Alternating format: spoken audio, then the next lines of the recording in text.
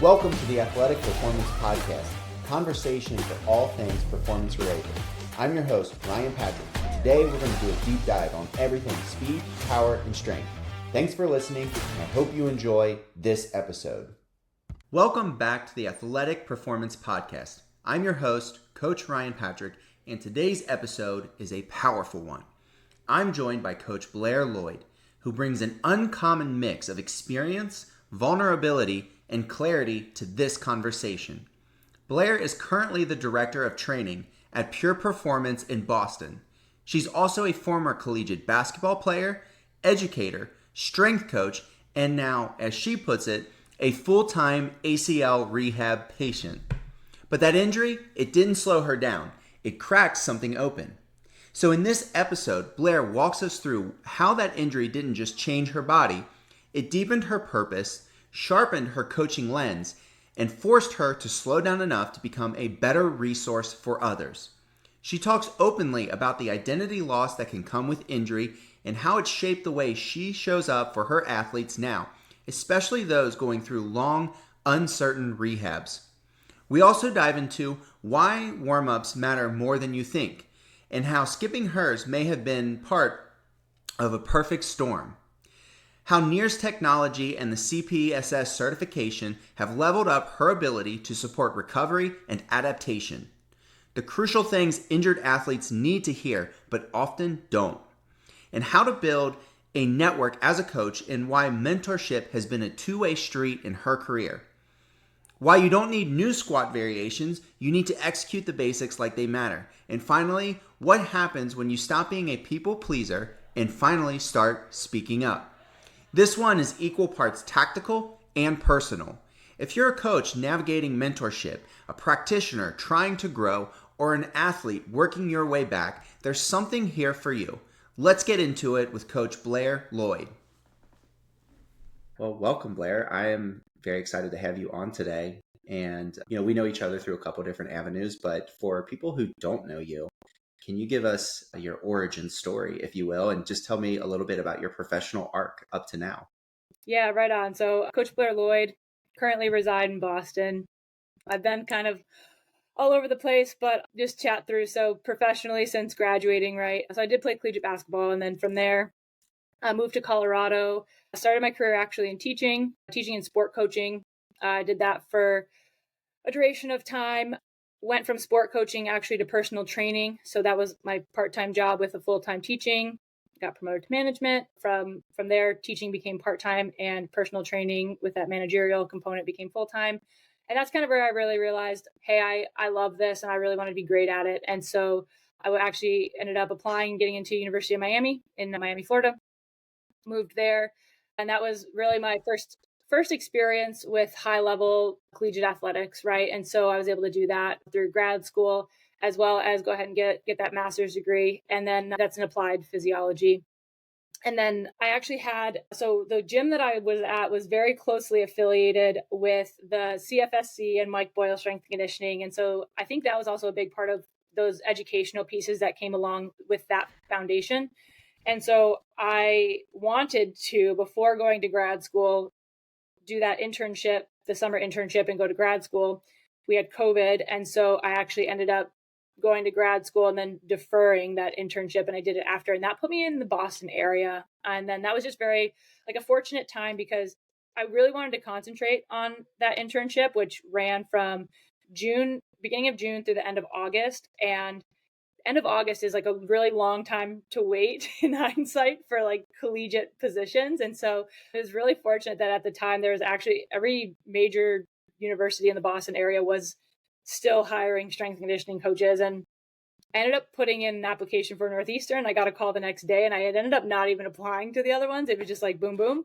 And I got a call, and I got a really good feeling about the staff over at Northeastern. And so I was like, you know what, I think this is going to be it. I just felt really good about it. And that was where I spent 3 years. And that was kind of what launched my strength and conditioning career, to be honest. Took over that internship program there, which was really fulfilling. We could chat through that. But that led me into becoming the director of education and now the director of training over at Pure Performance, which is a private sports performance facility in the Boston area. Wow, that is a lot of traveling for a Midwestern girl. Yeah, we moved around a little bit. Yeah, see, in Kentucky, I think I've heard this stat. I can't, this is my podcast, so I can make up lies about stats if I Sure. want. Yeah. But somebody once told me Kentucky is the state where the least people move out and the least people move in. So Interesting. Interesting. if you ain't from here, we don't like your kind. I don't know. So along the way, you mentioned a couple opportunities with these mentorships and, Mike Boyle, who has been one of the biggest educators in this field for so long that I was actually cleaning out something upstairs recently and I have Functional Strength Coach 2 and 3 on DVD. I'm sure. I don't even own a DVD player anymore. So this goes back. So you've got a great pedigree in terms of the places you've been, the mentors you've had, which is incredible. But I know recently that you've had an ACL injury, and you mentioned that since kind of having this, you've kind of got back into education as kind of a centerpiece of what you're doing. And so I guess my question to you as somebody who also loves continuing ed, what's most interesting to you right now? And what are some of the most, I guess, impactful lessons or resources you've recently turned to and why? Yeah. So if we kind of just go into, if I could just kind of talk through that ACL injury just a little bit. And so when it happened, it was actually while I was coaching and just jumped and landed wrong, right? But I was like, literally, it was like a, and it was like it was like an audible, like there, we messed it up. And so, come to find out there's like lateral meniscus, medial meniscus, ACL tear, and then MCL sprain. So I really went ahead and did it. And, at first it was like, all right, well, you're going to be responsible for getting yourself up off the floor right now and getting to your office and figuring out your next steps. But, you really can't do a whole lot from here. So, got into the office, sat in my chair, and there's just so many reflections, right? Everything just flies through your head. And, I sat there and one of the first thoughts, which you look at and you kind of realize you're proud of yourself for, I was like, I'm going to make sure that this is good for me and good for other people. And it was one of the first thoughts I had. And so, I realized like that doesn't just come from me in that moment. That comes from just a whole career of handling adversity. But I'm really grateful that it got me to that point and that realization that I'm not the first, I'm not the last. And there's a whole bunch of people that I know that I want to help along the way who are going to go through this. And so what a way to have an experience that just allows me to live it and be better for other people as a result of it. And I was really motivated by that. And, so you mentioned education being something that I've really gotten into, and not necessarily like a super linear, educational experience or anything since I've been, managing the injury. I got into NIRS technology a lot more than I ever have before, which is, make me go through the near infrared spectrometry. Is just a means by which to measure O2 saturation in the muscle tissue.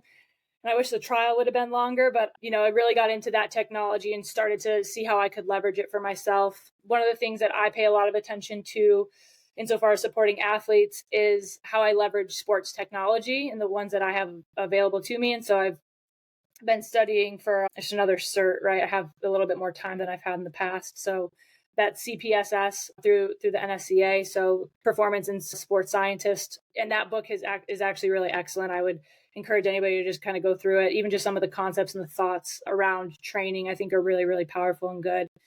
And from there, just also the ACL rehabilitative process, right? What do I need to be able to do? What does that mean insofar as what I actually do?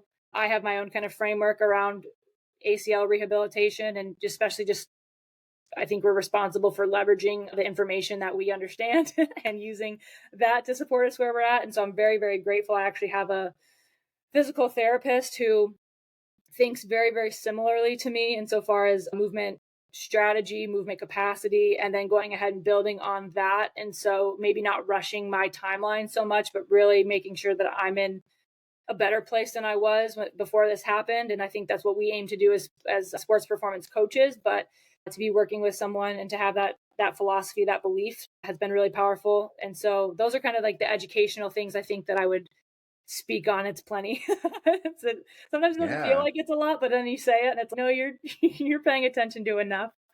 Yeah, you're like, it's not much. There's just all this stuff. So let me Just ask you a everything. follow-up question. You made it through a collegiate basketball career, no ACL injury. Yeah. And then just a little demonstration of a jump, pop goes the ACL. Yeah, that's true. What's Um, what do you want to know, Ryan? uh, How does that happen? life comes at you fast, man. It does. It does. No, I mean, I think, there's a few things, I guess.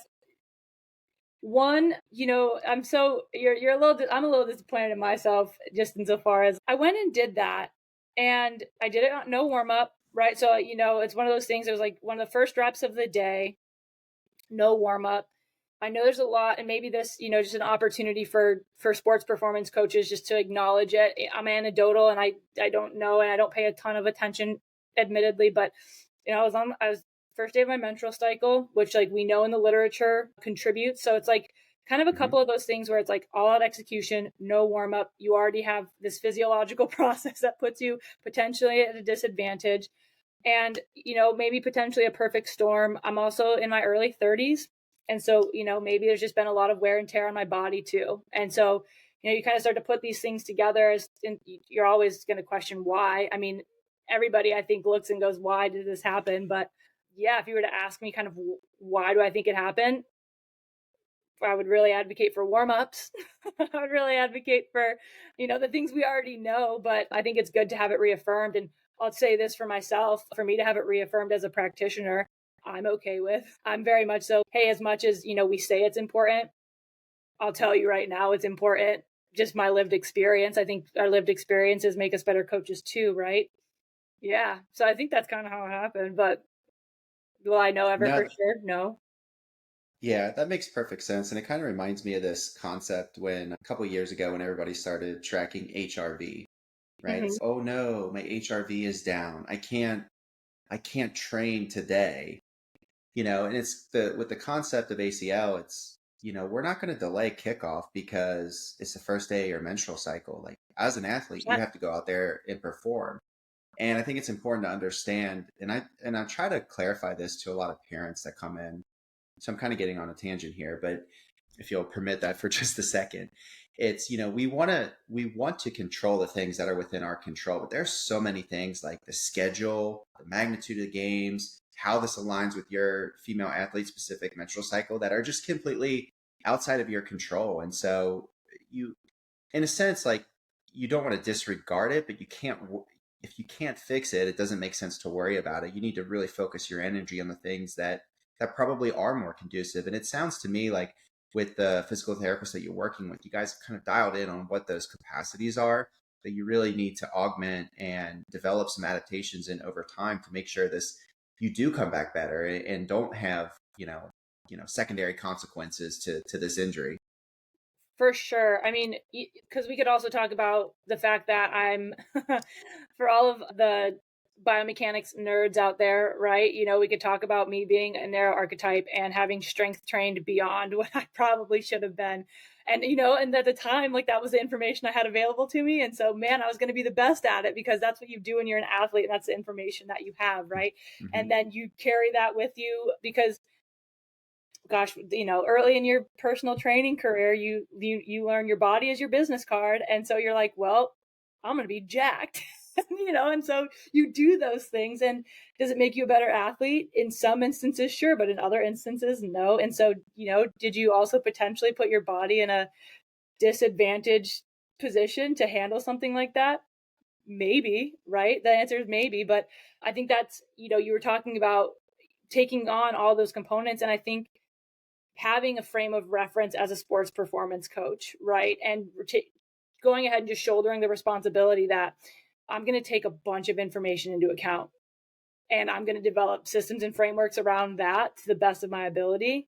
And I'm going to provide something that's holistic and allows for the potential that we mitigate some of these costs or these secondary consequences to be managed, to be mitigated. And that's our responsibility, and that's the thing that we look to do. And so again, right, when I'm talking from my lived experience with regard to having torn my ACL, it's like perfect because I will take that into everything else that I consider, and even that much more emotionally driven, right? Because I've lived Yeah. it and it sucks.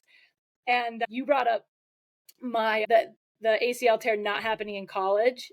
And what was so interesting for me was maybe 4 weeks into going through it and just realizing what athletes experience. And honestly, thank goodness I didn't go through it at 18 years old, because my capacity to ask me at that time to have given up my sport for that long, right? I hate that I'm giving up in some capacities doing what I love, which is being able to be in that environment with the athlete day in and day out. That's what I'm giving up right now. And that means a lot to me now. But then, where like I'm competing and there's so many things that are out of my control, I can't control the season. And so if I'm injured and you're asking me to give up 9 months of collegiate basketball, like that would have been awful, And so it's Hmm. like when you take that realization into how you approach athletes too, with regard to their readiness, their health, their ability to perform, but also their resilience and their ability to withstand the duration of a season, of super congested schedule, all those things, right?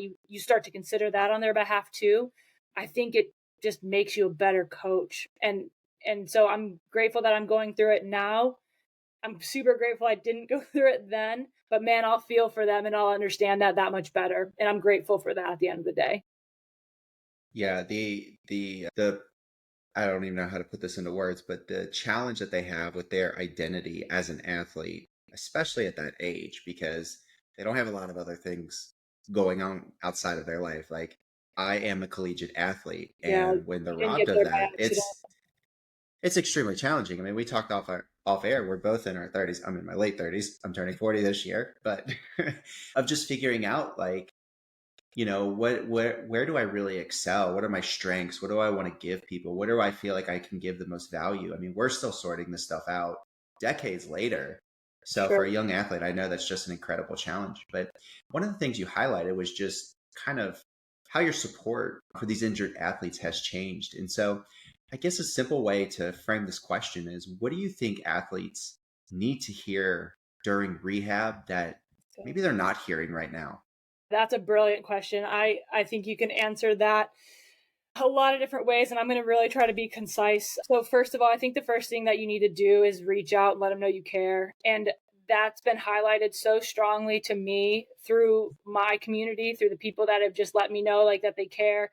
And like for me to just like really feel that, right? Like the sincerity of reaching out, and not even just like through the initial, but to continue to do that now that I'm like, oh, it's May. So I got surgery in January. So yeah, I'm 16 weeks, I think, post-op at this point. And like people still continue to care and check in. And it's, you guys are amazing. So that being like the first thing is like when you're going through it, you're going through your own adversity, the struggle, like amazing that you know who your people are and that they continue to support you and check in.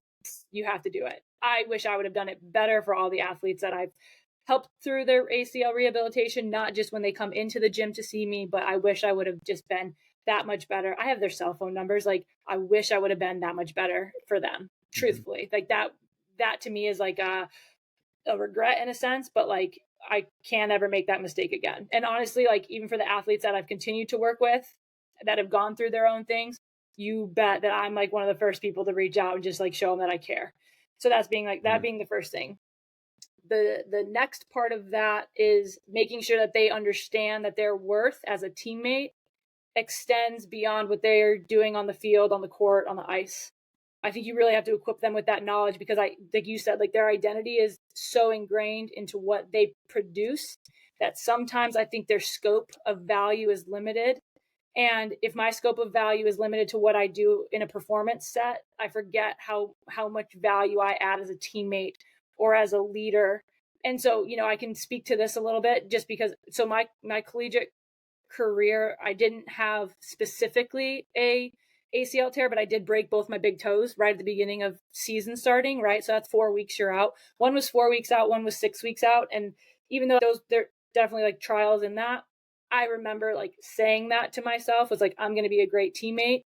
And having done that and reflected on it, I'm proud of myself for that. But I would encourage athletes to do that. And especially coming at it from a place where a season ending injury, like you've Mhm. got to do that for yourself, because you've got to, one, just know your value, but two, realize that your identity extends beyond what you contribute, and the fact that you still contribute, right? Because your team is still competing and they still need you.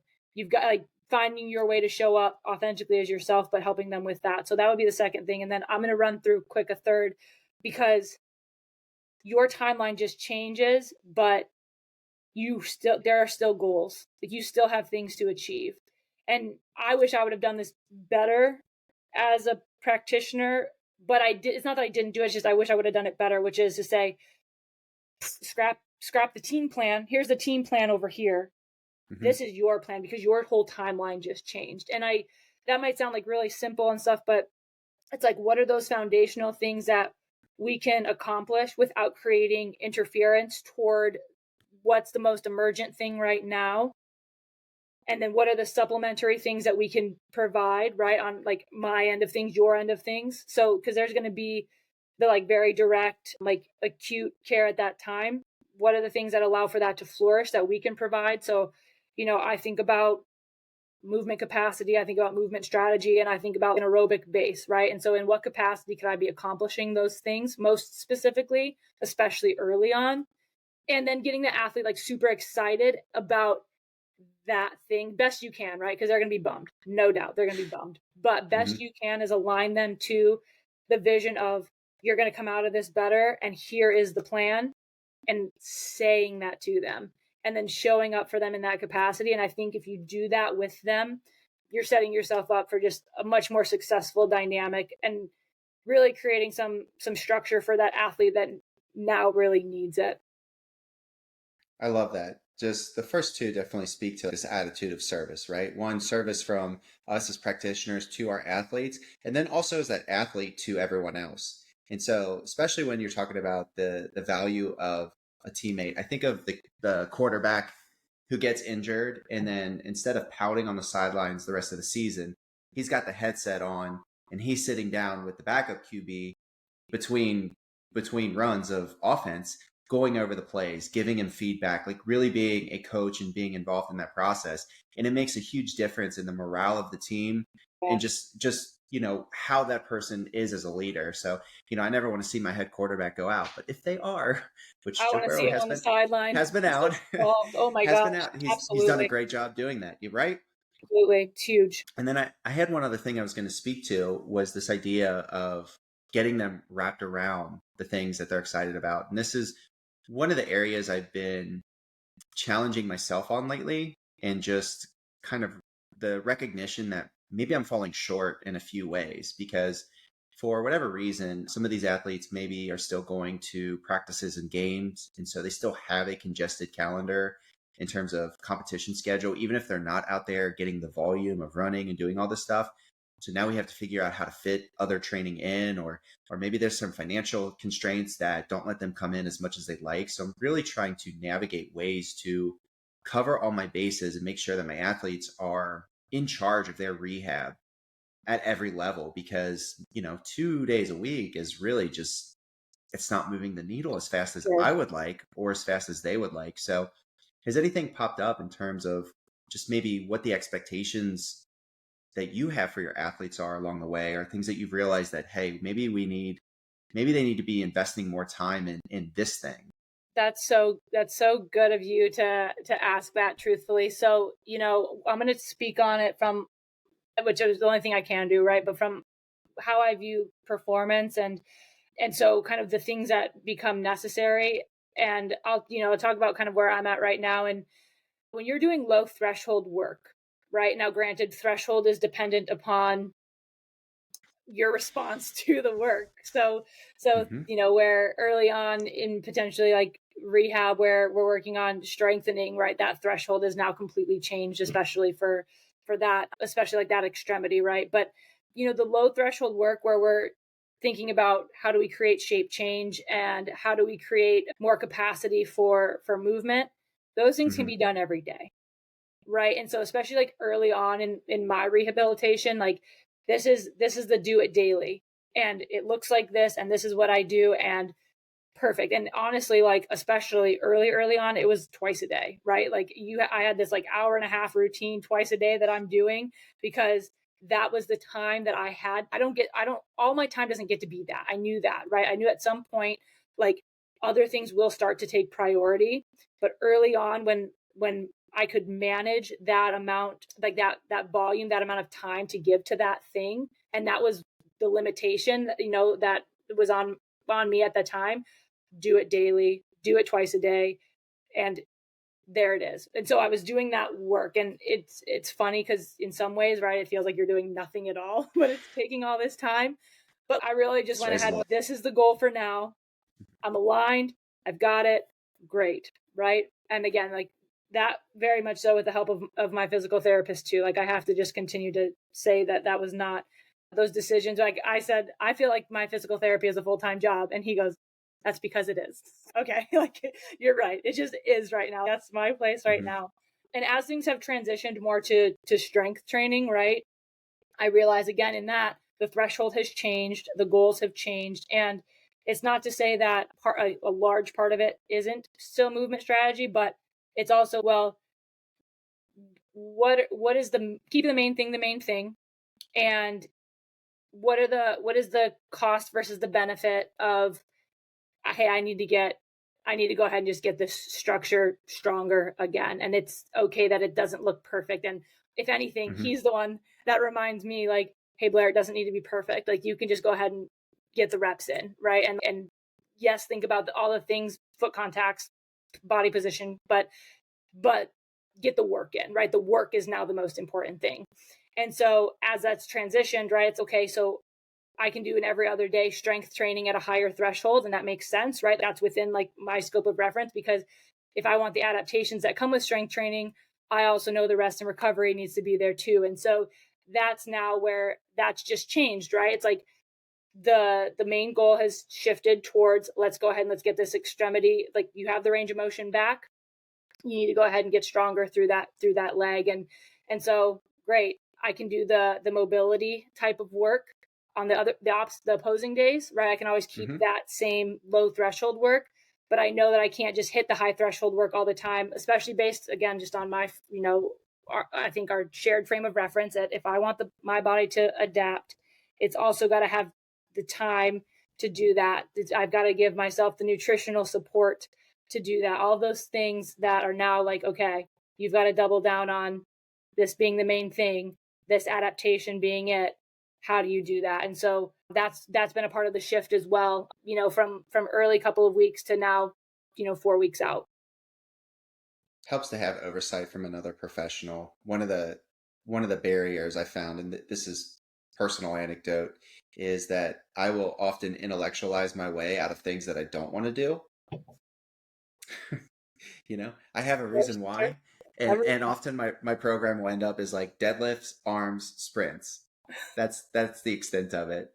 But it does help to have an objective eye, really keep the ship going in the right direction, keep us from getting monkey brain, because you're probably thinking about so many different positions and postures and what's happening at the pelvic floor. Do I have the requisite shape change? And you've got somebody to tell you, relax, I've got you. This is going in the way it needs to go, at the speed it needs to go, which for this kind of injury, I'm sure is just never fast enough, especially in our 30s. So I feel behind all the time. I was like, I haven't even started running yet. And, my discharge paperwork says this. And then it's yes. And then I have someone that's like, this is how it goes. And it is okay. Like you're doing great. And having that, you're so right. And I would even extend that to just say too, as a practitioner, I think, especially, early in my career, it's like, you've got to have all the answers. You're the authority. You have to have all the answers. And I think the better job that we do connecting with other professionals and learning other professionals, how they operate, and creating relationships where we can reach out and say, hey, this thing, and how would you, and just starting to realize that nobody has all the answers, and that actually just building your community, especially around people who are passionate and who are motivated to help in our case, but I think just people, right? Yes, athletes, are a specific demographic that we work with, but but also helping just people move forward. When you find that that's kind of the heart of other practitioners, and then you build relationships with, and you could reach out, oh my gosh, it just makes you feel like that's your superpower. Oh, I might not Hmm. have the answer for something someday, but I know a lot of people who are going to have some really great insight. And yeah, I have some great ideas too, but I can leverage my network. That feels like a superpower. I'll say that undoubtedly. Yeah, I tell some of my athletes, I'm like, look, I'm just a smooth brain. I'll just call one of my smart friends and get the answer if I can't figure it out. Oh, that's On the note of strength training, I have seen more videos pop up for you on YouTube. Some really great stuff. I've already hey. swiped a couple of them, but you've definitely done a better job staying more visible since this happened. And are any kind of walk me through? Are some unexpected doors opening, and like what's making this possible for you? Yeah. So, I said it earlier, and this is just one of those ways that the idea of just being better myself and being better for other people and letting this experience be as helpful for others as I can possibly allow it to be. So while I'm growing myself, I'm also very passionate about supporting others. And during this time, just being a resource for other people, right? It fills me up. It gives me purpose. It matters to me.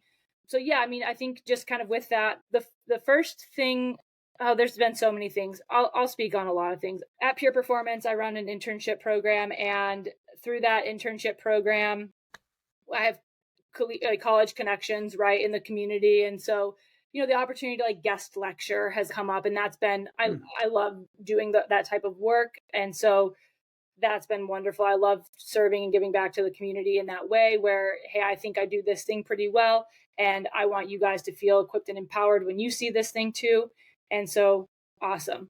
So there's been some opportunity with that. Some of the relationships community wise that have kind of expanded. So there's an organization, I'm sure that you're relatively familiar. I think it's fine if I talk about them on here, although as much as I'm starting to become more affiliated with them. But like, for example, so TeamBuildr, it Hmm. is a software platform, and uh, they had an initiative where they were doing a $1,000 giveaway that I won, which is unreal. That's like the coolest thing ever, right? And so there was some volunteer work that I got myself into, and I was like, you know what, I'm going to let this serve that, right? And so that opportunity to get on the field with some soccer athletes, right?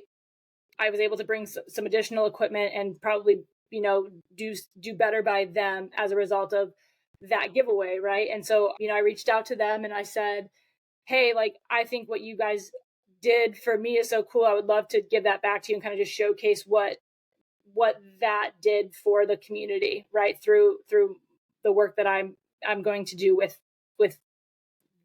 that equipment. Hmm. And they were super open to that, and so we collaborated on like a one social media post. But that has now turned into I'm going to start educating through their platform. So that's been really exciting for me. I love education, and so the opportunity to be able to educate with them as a platform, right? To give that out, knowing their heart is to give back to the community. That's been a really cool just opportunity that's developed, and now also starting to write some blog posts for them as well. And so just like community things like that, right? So leveraging those connections. Soccer Unity Project was the organization I volunteered with. I was able to kind of support them in doing that, and then utilizing this as a way to kind of just promote a lot of different good things. And I think I've really been motivated to do that, and it's been fun, it's been rewarding. And so that's been just an opportunity that I got on the field with them, a little bit limited in capacity, let them know, but still got some great speed work in, and have ran through a couple practices with them now, and it's been a really cool way to just kind of integrate myself into the community here. Yeah, it won't be long before you're out there, running through the lasers again. I Um, will at, get there. I will get there. at multiple points, you've talked about mentorship and your roles in leading different organizations through continuing education initiatives. So I'm very curious because I've even had you as a mentor through AMP, which was awesome. What when you're on the side, when you're on the mentee side, so for some of your like the CPSS and other things where you're kind of going through these educational opportunities, what's your thought process as a mentee? And then flipping that, when you're a mentor, what really makes a successful mentee in your experience? Yeah, okay, that's perfect. So I think, and on the part of the mentor as well, right? But a mentee that is, just as invested and just is going to need support, but essentially getting aligned at the beginning, right? On what do you want out of these interactions, I think is super important. And I think even if all you do is help a mentee get aligned with that, it now just sets their course up. And with Mhm. them having their course set up is now the potential for a truly successful outcome, right? Because I think if all we're doing is kind of like muddling in something without a clear direction, that can be almost a disadvantage in that way. So I think that that's really an important component of the mentor relationship, but also the mentee commitment and what they need to do for themselves. Because not every mentorship starts with that, and it doesn't mean that you can't get benefit from it. But I think if you're going to start a process like AMP or just a mentorship, I think you really should identify what you want to get out of it. And if you don't know, I think a mentor's job is to make sure that you know what you want to get out of it. Mhm. So kind of setting the course in that way. The next part I think is just somebody who's willing to be honest and transparent and kind of in the trenches with you, right? So there's an automatic authority that kind of just happens when you are in the position of mentor versus mentee, right? There's a dynamic that just exists because this is I'm looking to you for help, guidance, right? Mhm. But I think the more transparent, the more honest, the more vulnerable you can be, kind of just helps to take away some of the imposter syndrome, some of the hey, my ego has to be this because I have to present, I know everything. And if you start to just kind of, like I said, I think my superpower is my network and my ability to go to others, right? And I think that's really what you want to create, if anything. I I certainly do not have all the answers. And if you ask me a question, it was funny. We were on a call yesterday, and one of the mentees, he said, "You seem to be like the motivational, like inspirational one." And I was like, "Well, I'll take that." Cool, I'll take that. But he was like, "So how do you, and Sean, so Sean runs AMP, Mhm. and Sean has alluded to supporting us with getting client buy-in. And so, how would you navigate that?" Right. And the first thing I said was, well, if Sean has something specific, I will find that answer. But I'll also tell you how I aim to get buy-in. And that just kind of sets a precedent for I'm going to give you my best. There's also other resources and the potential that there's something already kind of more concrete. And funny enough, I reached out to Sean this morning, because I'm going to follow through. I'm going to follow up with what I committed to, right? And the next time that I lead a call, I'm going to say, hey, you asked me this specifically. I want you to know that I followed up. And here is, the extension of that answer. Or, hey, the way that I went through that process was in line. And so I just want to make sure that you know that. Because I think, like I said, I don't have to present as though I have all the answers. And I don't know what Sean's or anybody else's answer might have been, but I'll give you mine. And I'll also follow up and I'll follow through. And so I think that component is also very important, right? If I commit to something, you bet I'm going to follow through. Like just 100% of the time. That's a non-negotiable for me. One of my coaching values is commitment. That's how I show commitment, right? So kind of those, I would say, three things is alignment first. Don't feel like you have to know everything, like truly be a mentor and just be honest, and then follow up, follow through. One of the challenges as a practitioner, I go in day to day and it's easy to silo myself. Sure. So maybe Okay. I'm getting content from Sean on Instagram or a number of other people, but it's clear like the connected brain is more powerful than just me operating by myself or maybe interpreting some kind of short form content into actionable stuff that I'm actually, you know, delivering to my athletes. Yeah. How are you building bridges with some of these connections? I mean, not everybody's winning $1,000 I or know. I'm like, sorry. get involved. So I mean, we could throw that one out because it is kind of a unique scenario. But just day to day, I mean, there's so many experienced professionals. There's certainly your influencer types who have large followings, put out cool content. But I'm talking specifically about some of the practitioners who are really, I hate this term, in the trenches, doing this work, getting the reps in, how are you building all these connections to, just augment what you can deliver to your clients? So I think that I would just encourage anybody and everybody. So one of the biggest reasons, look, I think we have to operate with a little bit of selfishness and a little bit of selflessness kind of at all times, right? Because at the end of the day, we love what we do, but we also have a livelihood and we have a responsibility to be good for other people. And one of the biggest reasons that I joined AMP, honestly, was so that I had Greg, Encore Sean, right? Because now immediately I can go to those guys. Mhm. And I'll say this too, the practitioners that we have in that group, some of them are elite in their field, right? Not for I don't want to do that, but not for nothing. We get some people who do what they do at a very high level. And so not that you're going to build the same equal amount of rapport with everybody, because that's also not really possible. I'm not everyone's cup of tea, and that's okay, but you're going to build rapport with some of those people, and now they're just a part of that network too, right? And again, I've never said something that I didn't believe to be true through AMP, right? I give people my best, the way that I view things. But when that comes through, and that, and then you start to hear, oh my gosh, yeah, you understand this at a very high level as well. You just let that kind of open the door for just now it's continued conversation. It's check-ins, and it's saying, hey, what's up? And I think that's one of the best things about a mentorship, I think too, is the opportunity to build more connections, because you start to figure out who's invested, right? You're invested.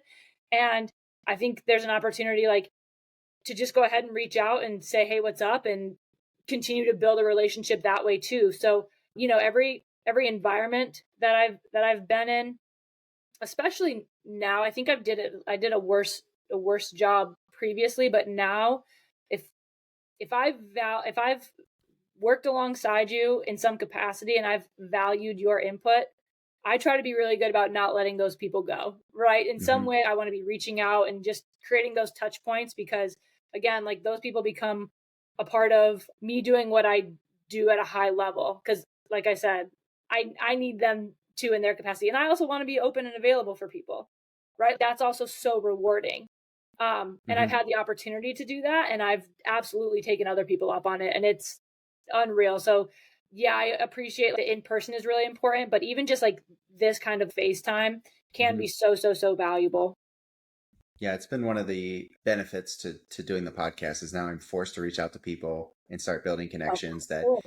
normally I just would kind of scroll through the content, do whatever, Sure. just kind of meander and end up in a scroll hole with some silly video because the algorithm That's has what me filled happens. out. But now it's actually purposeful. Yeah. It's clear, but it's clear to me you get so much fulfillment from coaching, as do I. So the next question, I think there's possibly two angles to look at this. First is going to be from the perspective of helping others get that light bulb moment. When it goes off, it's rewarding for me as it is for them. And second comes from this process of actually being able as a mentor to distill information and maybe create new connections between bits of information that maybe nobody has done it in this way before, or you've just figured it out in a way that you can explain it really easy for this next generation of people. And I Yeah. think a lot of the content in AMP is a great example. Some of the source information is very complex. It takes time to kind of knead the dough, so to speak, so that your brain can really start to take to it. And so the question I have about this is, what have you taught recently that made you think, oh yeah, this is why I do what I do? Okay. So there's a couple of different things. When you start, and granted, this is a very niche, getting into biomechanics, but I will go over the gait cycle to death.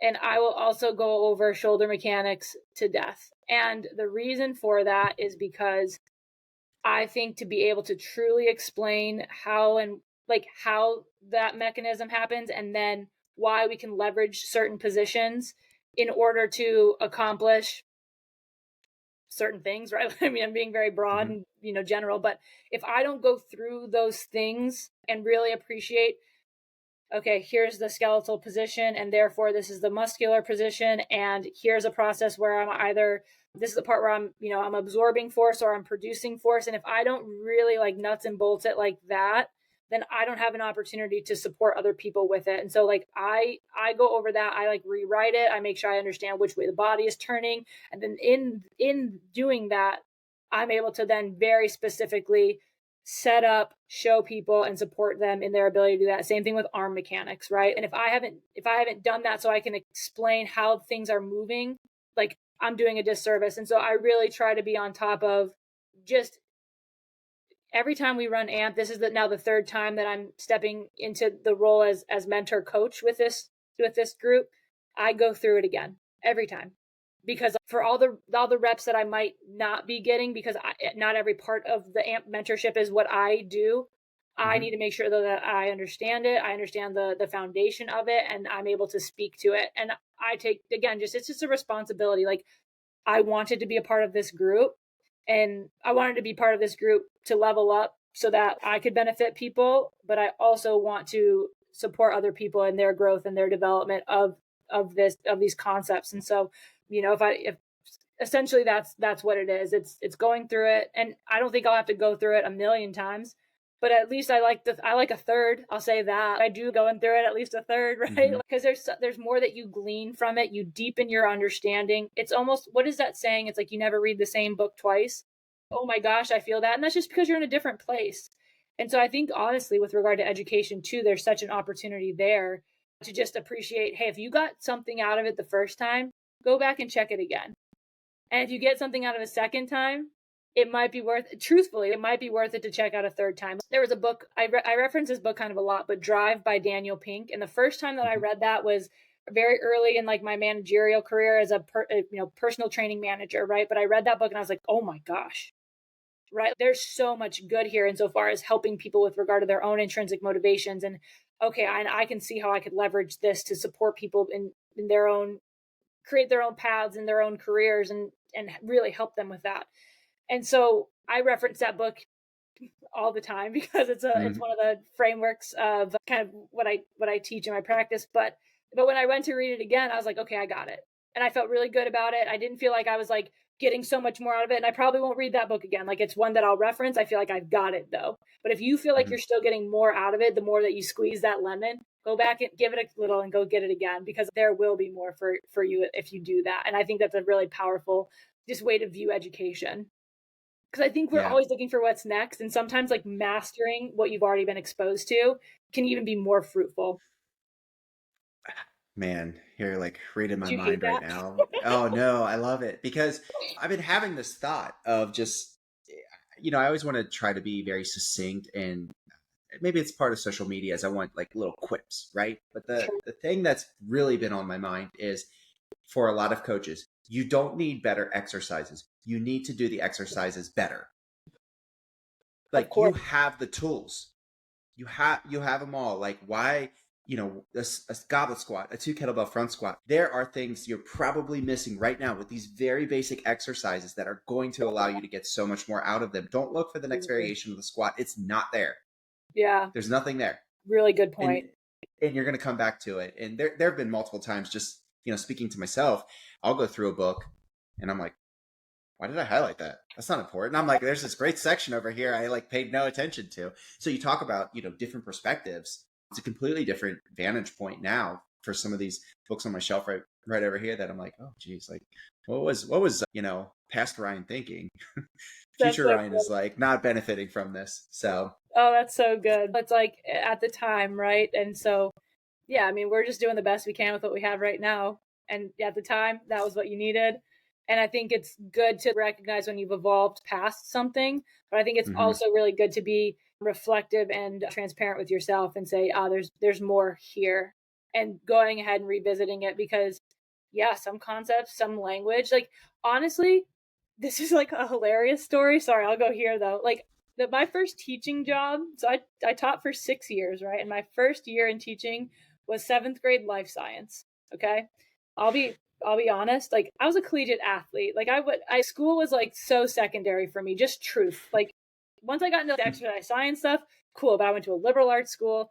So like biology, I don't care. Just truthfully, didn't care. Wasn't a priority. And so I didn't learn that stuff as in depth as what was really needed.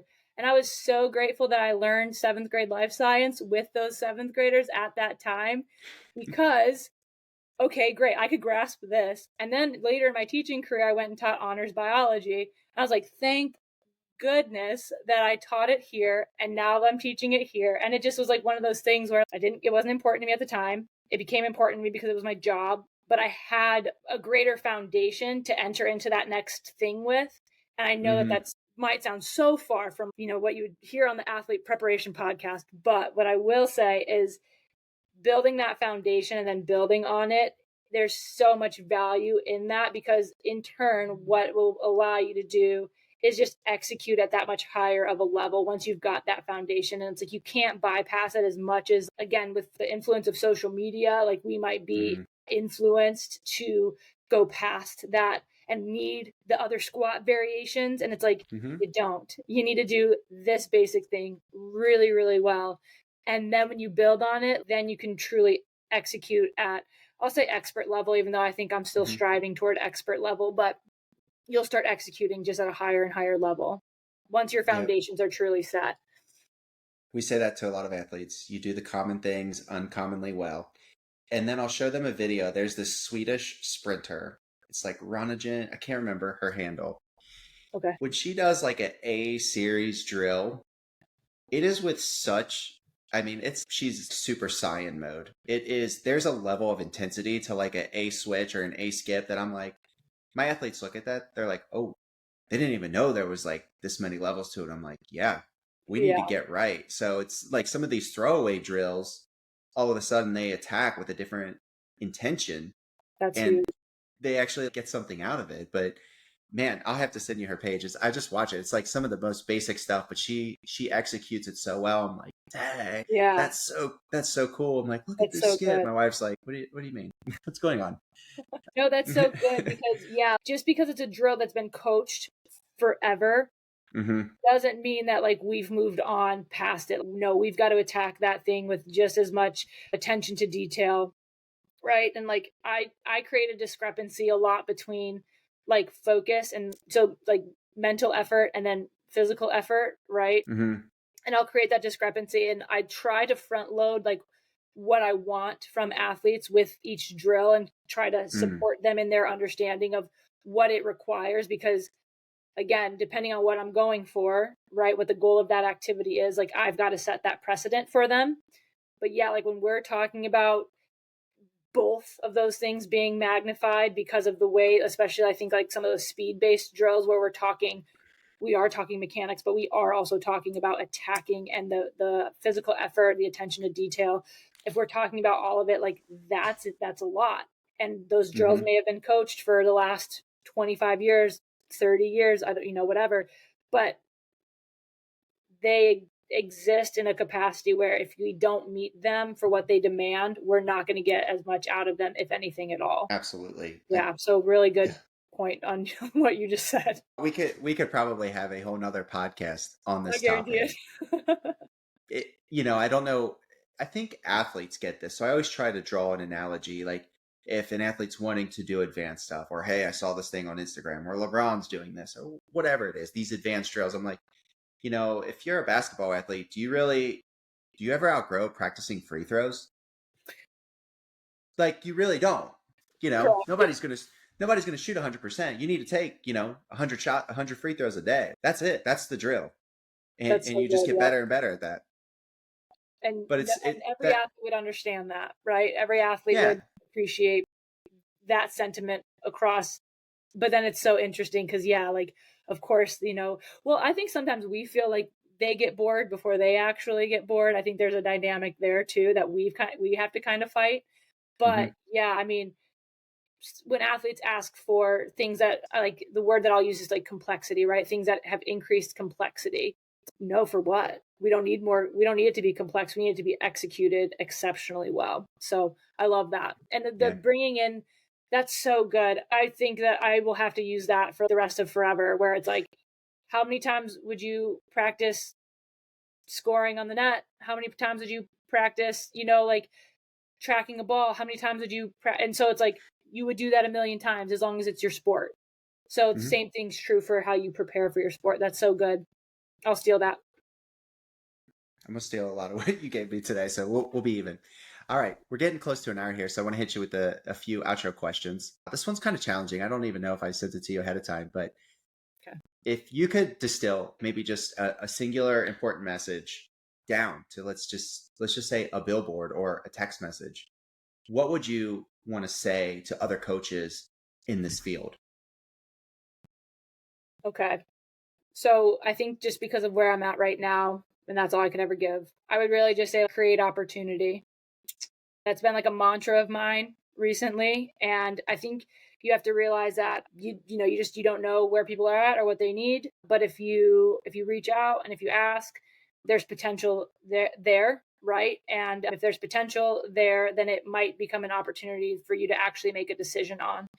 I think we get caught in maybe a mindset that because we're unsure, because we don't think we're perfect yet, that we don't just reach out and go ahead and ask. And I think we do ourselves a disservice if we don't. And you know what? Maybe 80% of those things don't come back and don't amount to anything. But if you look at it that way, as all you're doing is creating, potential or creating opportunity, I think that could go I think that can go a long way. And I think if you're very clear on why you do what you do and what you have to give, I think that makes at least the feelings involved with that a little bit easier. So I think that's what I'd say. Kind of just it feels like a real defensive strategy too. You just got to create a little chaos, stir Oh things man, up, see what's out there. Is there any see potential what energy here? lands.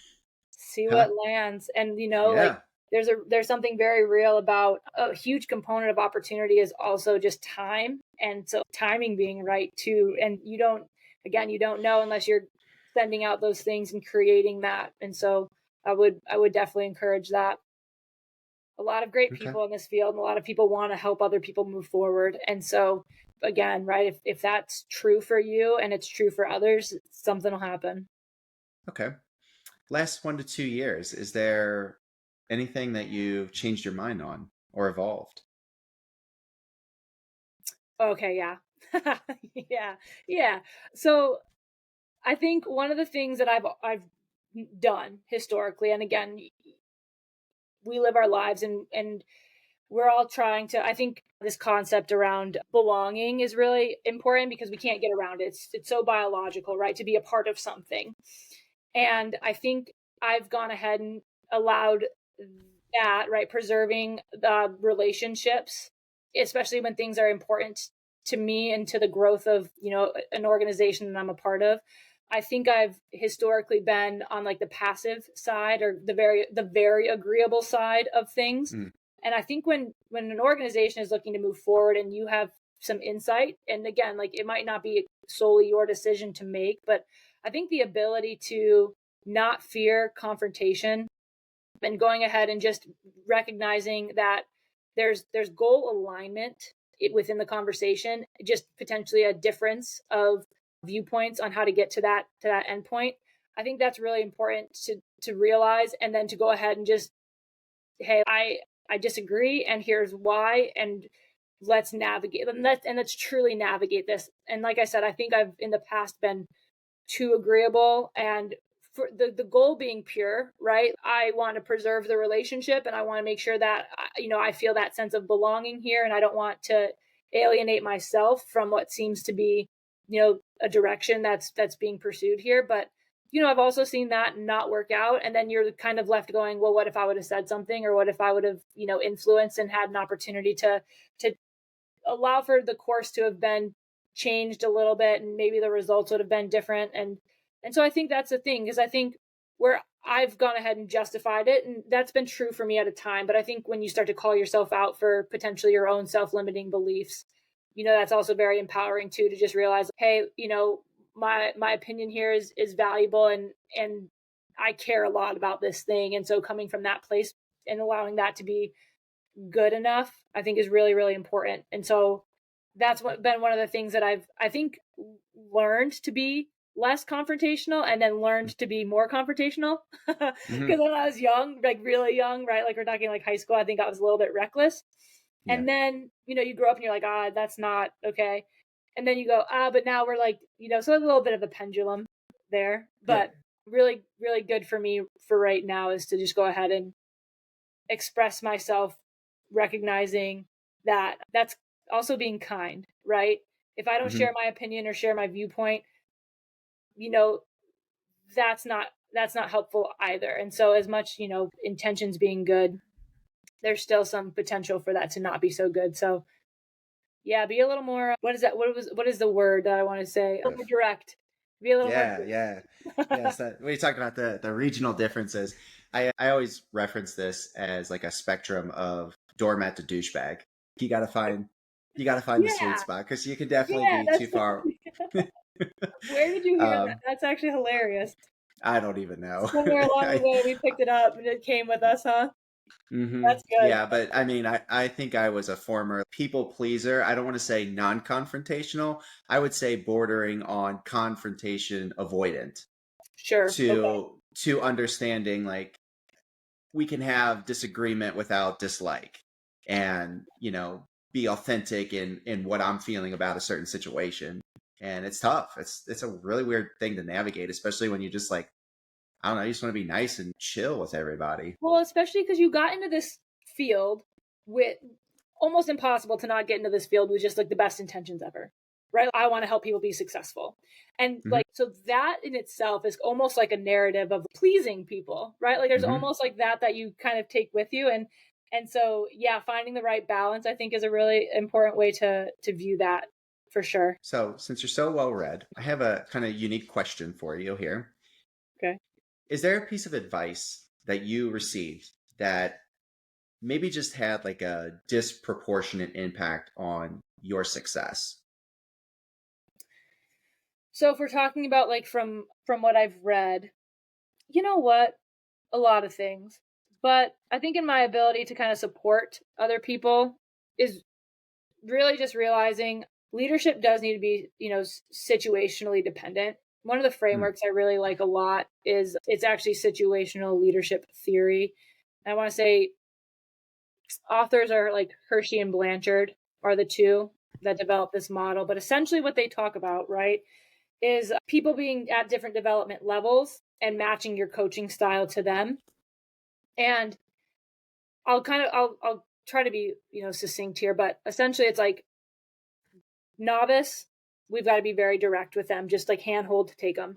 Somebody who has a little bit of experience but realizes that what they're trying to accomplish is challenging, so maybe a little bit lacking motivation, we've got to come alongside them. We've got to help, encourage two-way conversation, stay on the same, stay aligned with them. 3 is going to be more somebody who has experience but really doubts themselves. So somebody who has a little bit on the like the more imposter syndrome or just doesn't quite have the self-belief, and that's the thing that's hindering them, not their competence but actually the belief in themselves. And so you want to provide just a lot of support for them and give them the opportunity to show themselves that they are capable and competent but also confident. And then the last one is like more of a delegating, because they're awesome and they're doing their thing and they feel confident and their skills are good, and so great, we can like kind of delegate to them. And I don't get a ton of people there, but I think in kind of framing that out definitely helps you with like how you come alongside people, because the goal of coaching is always to move people to being a better version of themselves, right? And so in saying that, I think about especially like some of the soccer girls that I worked with. It's so many of them were like that third tier where it's you are way more qualified than you're qualifying yourself, and helping them kind of like realize that and look for opportunities that are theirs to take advantage of, right? Like you are the right person. And so encouraging that narrative, and then, giving them the opportunity to like really embody that and showcase it. But it's also taking each of those things too and realizing that people exist differently in different contexts.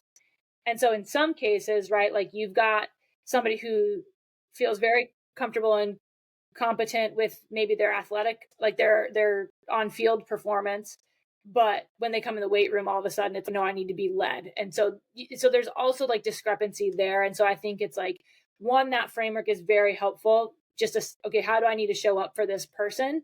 But 2, realizing that each of those things are also contextually different. And so you do need to kind of place them per each environment into that correct, let's say, category, and supporting them through that lens. But I like that lens a lot, and I've found that it's very helpful. It's almost like a needs analysis from like how we deliver what It they is. actually need, Very It cool. I might have to is. look into that.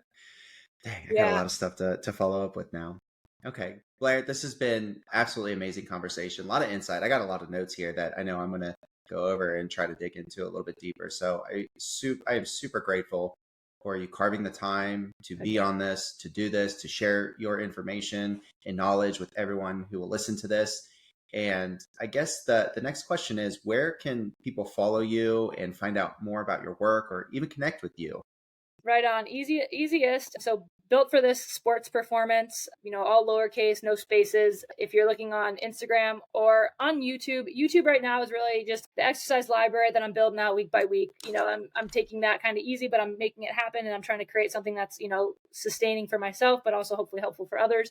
And so you can find me at built for this sports performance, Instagram and YouTube. And then also if you threw an @gmail.com at the end of that, you'd get my email, and happy to connect and support in any way that I can. I love the work and would be happy to do that. Thank you so much. I'll make sure I get links to that in the show notes, and obviously we'll be sharing this on the socials so everybody can look for you there. So thank you so much. Right on, Ryan. This is great. Thank you.